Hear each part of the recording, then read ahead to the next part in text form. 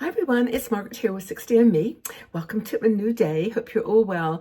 I wanted to start my conversation about the holidays because it's creeping up on us. And as you're watching this, we're into November now, and it's a time where we start remembering all the fun times that we had during this time of the year. This, for most women, that we have memories from our childhood or from our teenage years or young adult or college days or family days where we did things during the holidays that were just so fun and meaningful and had a significance.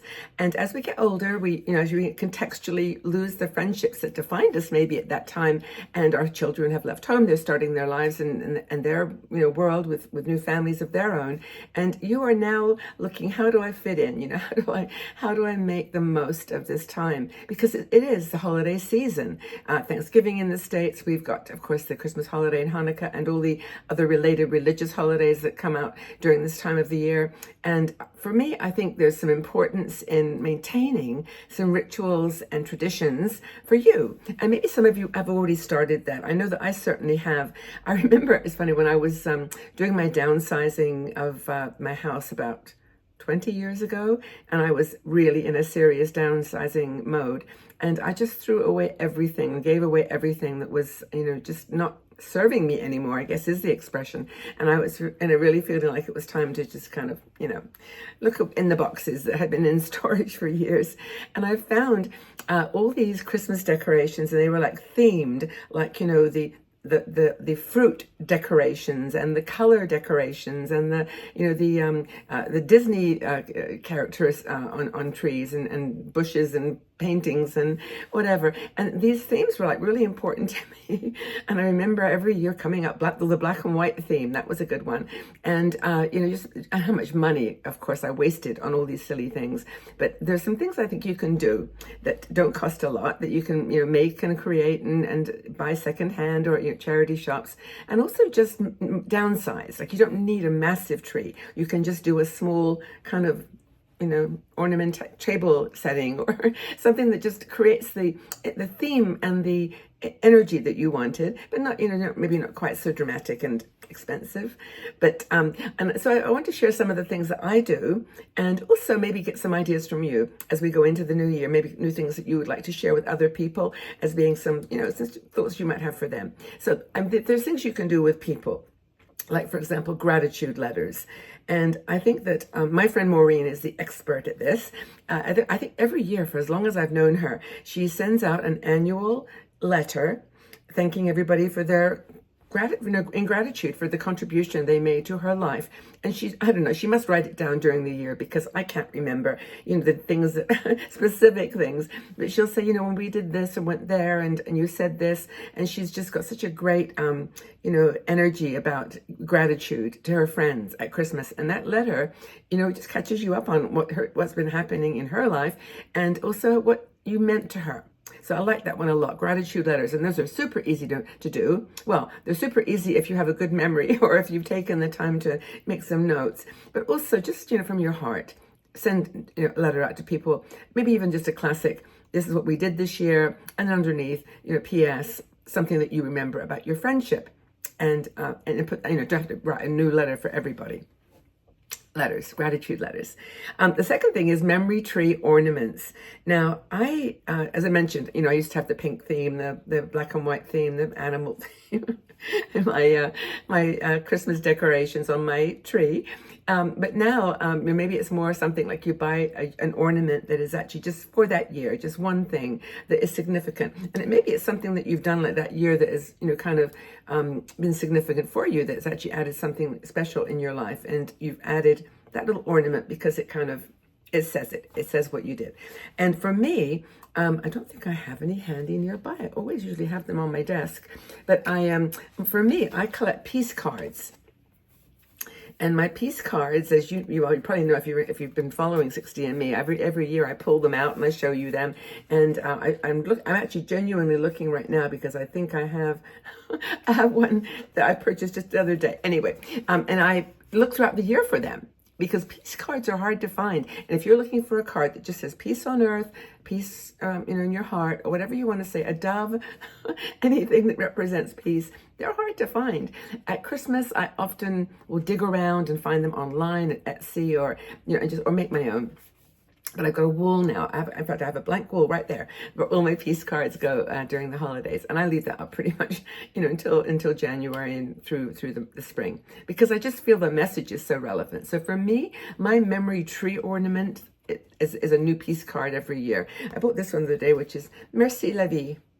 And it's kind of like, thanks for life, yay life. And I just buy little postcards like that and add them to my collection. But I think those of you who know me know my peace card obsession. And some of you have even sent me peace cards. So I really appreciated that to add. So memory tree collections or peace card collections, maybe you've got something else. Another thing is things you do on the holidays. So some people, for example, like to get up and have a morning on Christmas Day or whatever day is significant, or New Year's Day, where you get up and just kind of celebrate the world alone. You greet it. It's a solo kind of celebration of you. It's just saying, meditate on the year's experiences, look at what's gone on, what you've learned, what you've done, how you've grown. And setting intentions, not resolutions, but just ideas, thoughts, for the new year, what kind of things you're going to focus on. And I think that's really, really cool. Another thing to do is cooking. Now, I'm not the best cook in the world, although I just learned how to make bread. I'm serious. I should do a video on it, but I watched a woman from France on Instagram, I think, or TikTok, talking about how to make the best French baguette ever. And anyway, it's another video and I will do it for you, but I learned how to bake some bread and it was delicious. I had it this morning for breakfast. It was so good I ate it. It was really good. Anywho, and something you can do at the holidays is recipes, is cooking, and maybe teaching your grandkids some, if you've got grandchildren, or if you're an auntie, your nephews and nieces, or if you're just friends, cook something for them that's from your childhood, from your memories.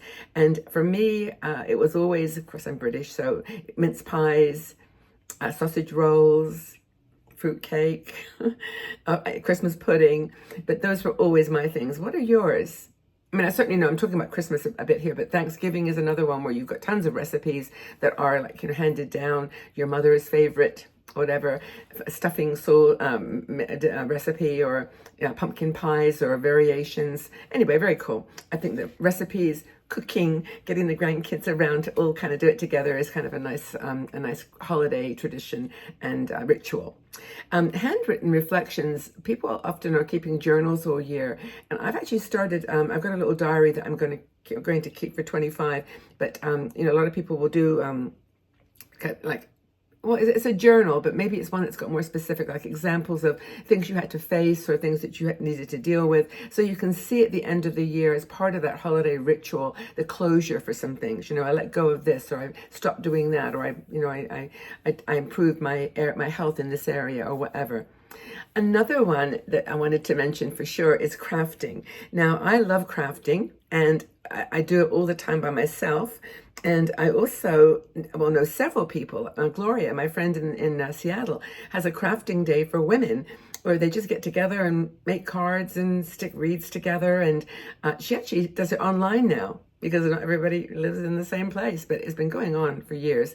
But, wreath making, card design, Christmas crackers. Those are fun. I do this with the grandkids. We did them last year. Actually, they all got pulled before Christmas, as it turned out, like the holidays. It didn't happen. They were already used because they were so fun. But anyway, it can be done online if you can't get together with people. But if you can, it's a lot of fun to do it with your family. Volunteering is another thing to do as part of your holiday tradition, ritual.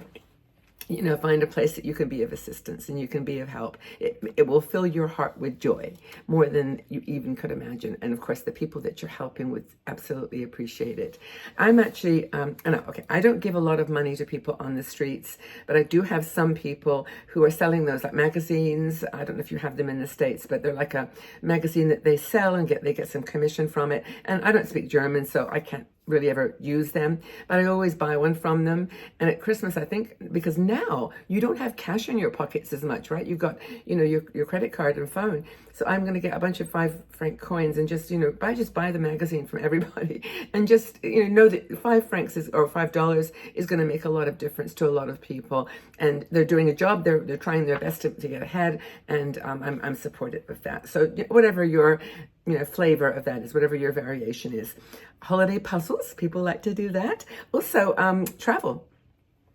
Maybe you decided, well, forget this. I'm going on a cruise. I'm going on a river cruise for Christmas, and that's it.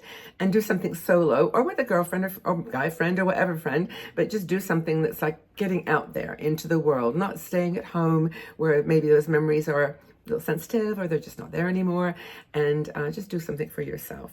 Charity birthday gifts. Oh yes, I remember once there was this, what was it called? I want to say heifer, but that's cow.